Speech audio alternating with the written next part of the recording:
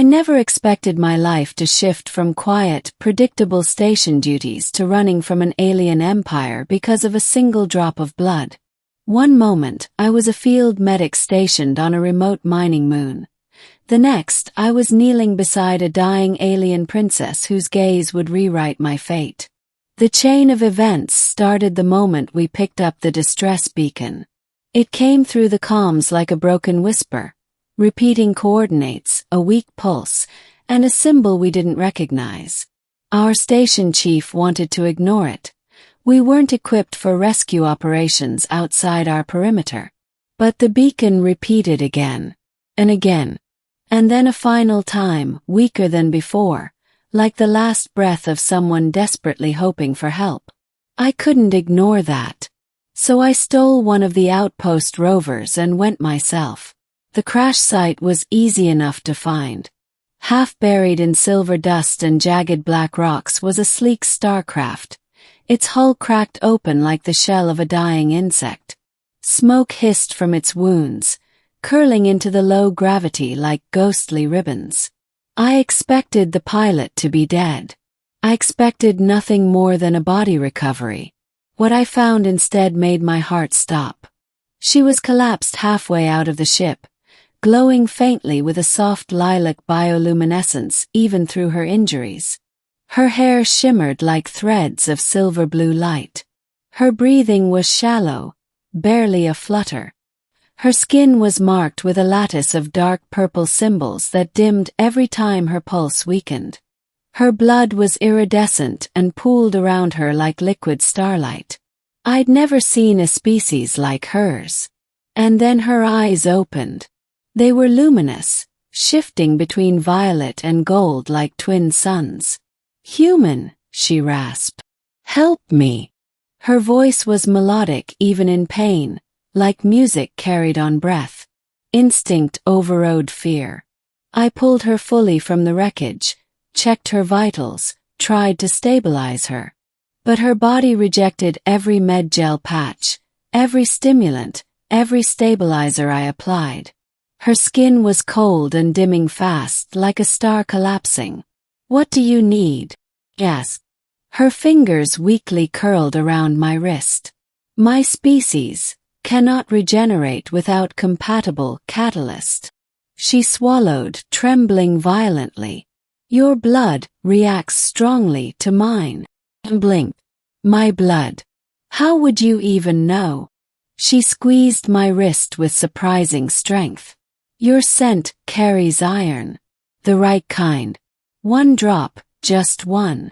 Will it cure you? It will allow my body to restart the cycle. Without it, die here. Alone." Her voice cracked on the last word. I didn't have time to question alien biology or worry about cross-species contamination. All I saw was a dying woman begging for help. I pulled out a sterile blade and sliced the tip of my finger. A bead of crimson pooled. She reached up, guiding my hand toward her lips. Her tongue brushed my finger. There was a flash of heat, like touching fire. Her eyes widened, gold flooding the violet. The symbols on her skin surged bright, pulsing like constellations waking from slumber. She gasped, chest rising sharply as energy rippled beneath her skin. Her entire body glowed. And then she collapsed into my arms unconscious, but breathing strong and steady, the glow stabilizing. It had worked. But in saving her, I had unknowingly stepped into the center of a tradition older than her empire. She woke in our outpost's med bay hours later. The first thing she did was stare at me. Not just stare, study me. Memorize me. As if something sacred had been carved between us. "Human," she whispered, her voice now clear, powerful, hypnotic. "You gave your life essence to me." "It was just a drop of blood," I said awkwardly. "Anyone would've." "No." She sat up, her glowing hair cascading around her like living starlight. "No one would have done what you did. And among my people, your gift binds us. It forges a life debt. A connection deeper than vows. She stepped closer, her eyes radiant. You marked me. And I must mark you. My stomach coiled. Marked. As in. As my chosen. My life-bonded mate. Okay, we're going to need to slow down. But she didn't slow down. She moved like royalty. Deliberate, confident, unstoppable. She pressed her hand to my chest, and in an instant a warm sensation rushed through me, spreading like invisible ink across my skin. I stumbled back. What did you do? I claimed you, she said simply. My name is Valira, Princess of the Amaranth Empire. And you, human, are now bound to me. Bound. I have a job. Life. I didn't sign up for. You saved mine. Her tone softened. And now we are connected. You carry my energy. I can feel your heartbeat from across the room. She said it with a strange mixture of vulnerability and certainty, like someone stating fate instead of choice. I didn't know what to say. Before I could decide whether this was an honor or a curse, the outpost's alarms blared. Our scanners detected 5 warships entering orbit. Her warships. Valira's expression shifted. Sorrowful, determined. They are here for me. And for you. For me. Why? Because you carry my mark. You are now a figure of imperial significance. They will take you, to evaluate you, protect you, or remove you. Remove. If they deem you unworthy of the bond. Froze. This was not explained earlier. Her eyes darkened. Because I did not expect them to arrive so soon. The ground trembled as drop pods slammed into the landing bay. Our outpost doors buckled instantly. Soldiers poured out, tall, armored, with light blades humming in their gauntlets. Their helmets reflected violet metal, and each carried the crest of the Amaranth royal house. The princess stepped in front of me. Do not touch him, she ordered. The soldiers froze. One kneeled.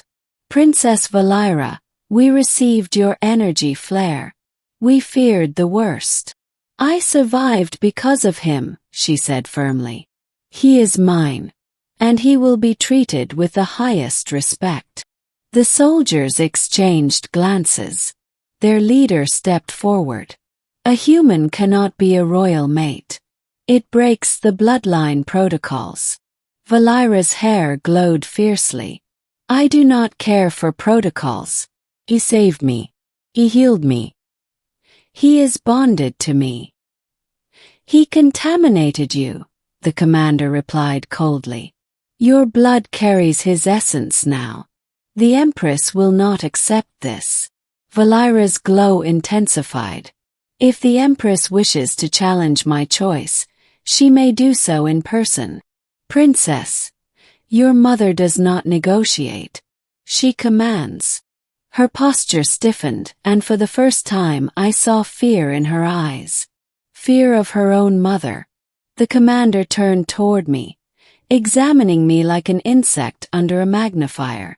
You will come with us, human. No, Valira snapped. He will only come under my protection. We do not recognize your claim. Valira's body flared with dazzling light, the same light I'd seen when my blood revived her. You should, she said. Because it saved your princess. The soldiers hesitated. And then all their helmets knelt at once. Princess, we will escort you both. The journey to the capital world, Amaranth Prime, was surreal. Every corridor glittered with crystalline metals that shifted color when touched by light. The ship thrummed with a harmonic frequency meant to sync with Amaranth nervous systems. Felt slightly dizzy the whole time. But Valira stayed close. Too close. You must not walk alone, she said. They will test you. They will judge your worth. They will try to intimidate you. And you. She smiled faintly. I will protect what is mine. The word mind still felt like a shock each time she said it.